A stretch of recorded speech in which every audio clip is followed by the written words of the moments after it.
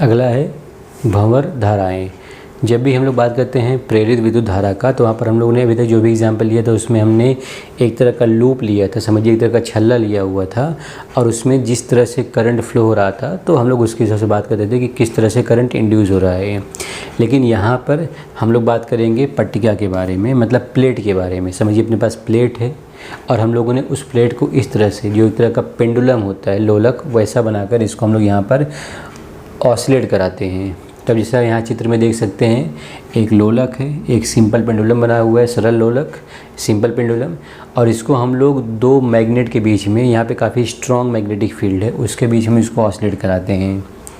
यहाँ पर जो भी है वो पट्टिका है, समझिए प्लेट है, और उस प्लेट को हम लोग यहाँ पर इस तरह से स्विंग कराएंगे। तो जब ये यहाँ पे जैसे झूला झूलता है, ठीक वैसे ही यहाँ पे इसको हम लोग स्विंग कराएंगे।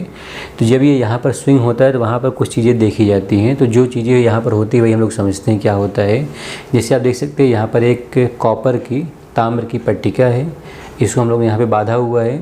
जब ये पट्टिका इन दोनों मैग्नेट से बाहर रहेगा तो ऐसे केस में इसके क्रॉस जो फ्लक्स होगा वो समझिए 0 होगा।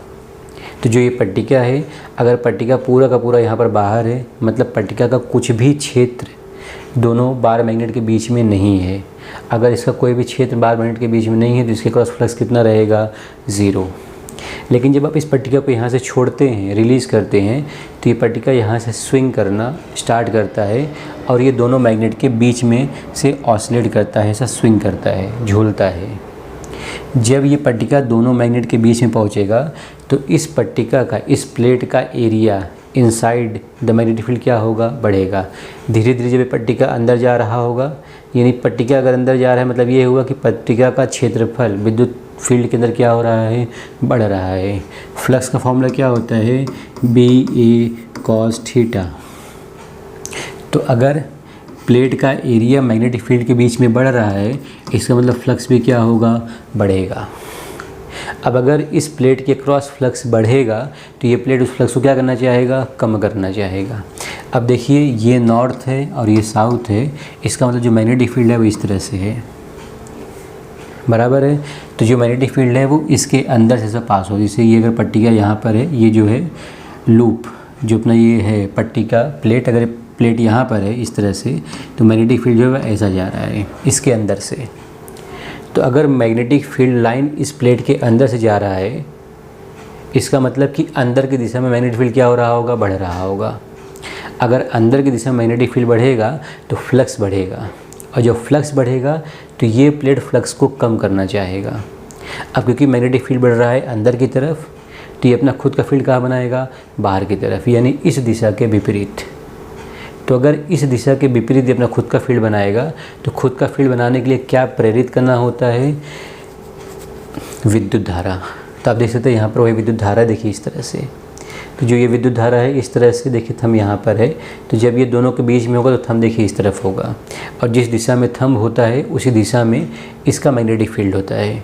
क्योंकि यहाँ पर फ्लक्स बढ़ रहा है तो ये जो पट्टिका है ये अपने क्रॉस फ्लक्स को कम करना चाहेगा, और फ्लक्स को कम करने के लिए जिस दिशा में पहले से मैग्नेटिक फील्ड है उस दिशा के विपरीत अपने खुद का फील्ड बनाता है। उसके लिए करंट यहाँ पर देखिए इस तरह से घूमना स्टार्ट करता है। तो जो करंट होता है वो एक तरह से भंवर की तरह घूमता है, इसलिए इस करंट को, जो यहाँ पे इंड्यूस्ड करंट होता है, प्रेरित धारा, इसी प्रेरित धारा को हम लोग यहाँ पे क्या बोलते हैं? भंवर धारा। क्योंकि ये एक प्लेट होता है। अभी तक हम लोग छल्ला लेते थे जो बीच में से खोखला होता था, लेकिन यहाँ पर जो प्लेट है, प्लेट मतलब पूरा सॉलिड बॉडी है, इस तरह का पूरा सॉलिड बॉडी है, प्लेट है, और जब उस प्लेट में करंट इस तरह से गोल गोल घूमना शुरू करता है उसे हम लोग क्या बोलते हैं? भंवर धारा। अब यहाँ पर एक बात समझिए, जो ये प्लेट आपको यहाँ पे दिख रहा है, इस प्लेट में देखिए करंट ऐसा फ्लो हो रहा है, मतलब इस प्लेट की वजह से मैग्नेटिक फील्ड ऐसा बाहर निकलेगा। अगर मैग्नेटिक फील्ड बाहर निकलेगा इसका मतलब जो ये है ये एक तरह से नॉर्थ पोल बन जाएगा, क्योंकि नॉर्थ पोल से ही मैग्नेटिक फील्ड क्या होता है? बाहर आता है। अब अगर प्लेट में, जैसे कोई प्लेट है, अगर उस कोई जैसे प्लेट हो गया तो इसमें एक समतल ये हो गया, एक समतल ये हो गया, इस तरह से। तो अगर ये समतल को मैंने नॉर्थ बोला है तो ये पीछे का क्या रहेगा? साउथ रहेगा। तो जैसे अगर ये नॉर्थ हो गया तो इसके पीछे क्या रहेगा? साउथ रहेगा। समझने वाली बात ये है कि ये नॉर्थ है और इस नॉर्थ के सामने नॉर्थ है, पीछे साउथ है और यहाँ पे साउथ है, मतलब ये हुआ कि अगर ये नॉर्थ है तो इसके सामने ये नॉर्थ हुआ, तो नॉर्थ नॉर्थ को फेस करेगा और साउथ साउथ को फेस करेगा।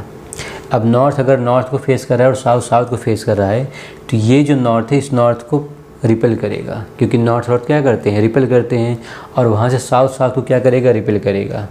मतलब जो ये पट्टिका है इसको दोनों तरफ से प्रतिकर्षित बल लगेगा, रिपल्सिव फोर्स। और जब दोनों तरफ से प्रतिकर्षित बल, रिपल्सिव फोर्स लगेगा, तो उसकी वजह से जो इसकी गति है वो कम होने लगेगी।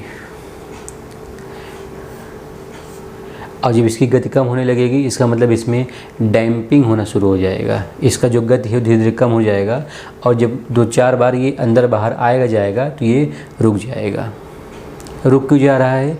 क्योंकि जैसे आप देख सकते हैं यहाँ पे नॉर्थ है, सामने भी नॉर्थ है, तो नॉर्थ नॉर्थ को रिपेल करेगा, मतलब प्रतिकर्षित करेगा। वैसे ही इस प्लेट के पीछे तरफ साउथ बना होगा और यहाँ पर भी साउथ है, तो ये साउथ उस साउथ को रिपेल करेगा, तो यहाँ से भी रिपल्सन होगा, यहाँ से भी रिपल्सन होगा। समझिए कि इस पट्टिका को दोनों तरफ से दबाया जा रहा है। जब पट्टिका को दोनों तरफ से दबाएंगे, जब प्लेट को दोनों तरफ से दबाएंगे, तो प्लेट का वेग क्या होगा, कम होगा, यानी धीरे धीरे जो प्लेट है वो रुक जाएगा। अगर हम लोग इसी प्लेट में कुछ इस तरह का करते हैं, ढेर सारे हम लोग यहाँ पर खांचे बना देते हैं, जैसा आप देख सकते हैं यहाँ पर, जैसे कंघी होता है तो कंघी में जो निप्स होते हैं उनके बीच में खाली जगह होता है, खांचा होता है, ठीक वैसे यहाँ पर भी खांचे बना देते हैं। तो जब खांचे बना देंगे तो उससे क्या होता है कि यहाँ पर भी आप देख सकते हैं डायग्राम में, यहाँ पर भी करंट बनता है, लेकिन यहाँ पर जो करंट का एरिया है वो एरिया कम हो जाता है। पहले देखो यहाँ पर एरिया ज़्यादा था, यहाँ पर एरिया कम हो गया। और एक नाम होता है मैग्नेटिक डाइपोल मोमेंट, विद्युत द्विध्रुव या विद्युत आघूर्ण।